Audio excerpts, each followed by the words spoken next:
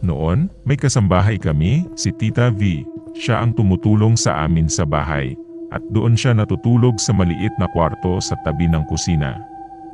Simple lang ang espasyo niya, isang single bed, isang maliit na kabinet, at isang lumang electric fan na umaandar buong gabi.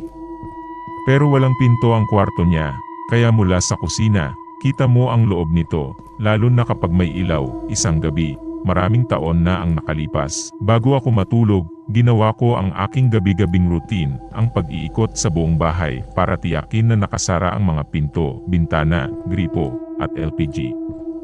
Nakagawian ko na ito para lang makampante ako bago humiga sa kama. Pagdaan ko sa kusina, isang bagay ang agad kong napansin sa kwarto ni Tita V.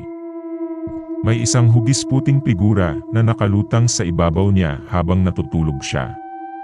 Parang usok na hindi kumakalat, isang inverted teardrop, manipis pero may anyo, para bang may sariling hugis at presensya. Napahinto ako, malamang pagod lang ako. Baka namamalikmata lang ako. Pero hindi ito agad nawala. Hindi ito naglaho kahit ilang beses akong pumikit at kinusot ang mga mata ko. Nandoon lang ito, nakalutang, hindi gumagalaw, mas lumalim ang paghinga ko.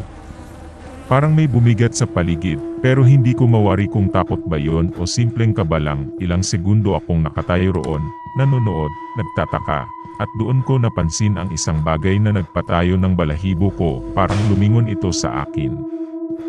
Hindi ito mukhang may mukha, pero ramdam ko ang tingin nito, at sa isang iglap, bigla itong lumutang papunta sa direksyon ko, mabilis. Parang isang anino na lumipad ng walang tunog, parang nanigas ang katawan ko sa takot, pero ang instinct ko, tumakbo ako papunta sa kwarto ko. Naramdaman ko ang bigat ng mga hakbang ko sa sahig, ang bilis ng tibok ng puso ko sa dibdib. Habang sinasara ko ang pinto, nabulong ko nang hindi ko namamalayan, wag ako. Ayoko. Hindi ko alam kung bakit ko yon nasabi. Para bang kusa itong lumabas, isang desperadong pakiusap sa kung anuman ang naroroon. Kinabukasan, maaga pa lang, lumapit sa amin si Titay. Magpapaalam po muna ako, sabi niya, halatang pagod at may lungkot sa boses. Bakit, Tita? Tanong namin, nag-aalala, na maalam na po kagabi ang nanay namin. Sagot niya, halos pabulong, nanlamig ako. Hindi ko na kinuwento sa kanya ang nangyari sa akin kagabi. Pero bigla kong naintindihan ang nakita ko, hindi ito masamang presensya. Wala akong naramdamang panganib, kahit kinilabutan ako, baka hindi ito isang masamang espiritu. Baka iyon ay kaluluwa ng kanyang ina, na dumalaw saglit upang makita siya sa huling pagkakataon. Pero syempre, duwag pa rin ako. Makalipas ang ilang taon, isa sa mga pinakamalalapit kong kamag-anak ang pumanaw sa ibang bansa. Hindi ko siya naabutan. Malayo siya. Pero bago siya nawala, may iniwan siyang pangako. Kung ako ang unang mawawala, ipaparamdam ko sa iyo na wala kang dapat ikatakot. At ilang araw pagkatapos ng kanyang pagpanaw, may nangyaring kakaiba. 4 o 5 gabi pagkatapos niyang mamaalam, eksaktong alas 3:28 ng umaga, ang eksaktong oras ng kanyang pagkamatay sa ibang bansa. Kusang bumubukas ang ilaw sa kwarto ko, hindi lang isang beses. Araw-araw.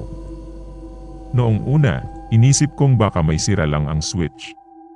Pero may CCTV kami sa kwarto, kaya pinanood namin ang footage. At doon namin nakita, walang gumagalaw sa switch, pero bigla na lang sisindi ang ilaw sa mismong oras na iyon.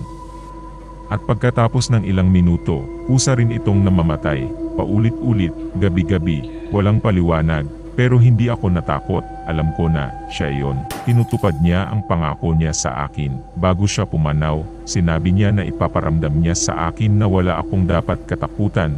At sa tingin ko, ito ang paraan niya ng pagsabi na hindi dapat ako matakot sa kamatayan.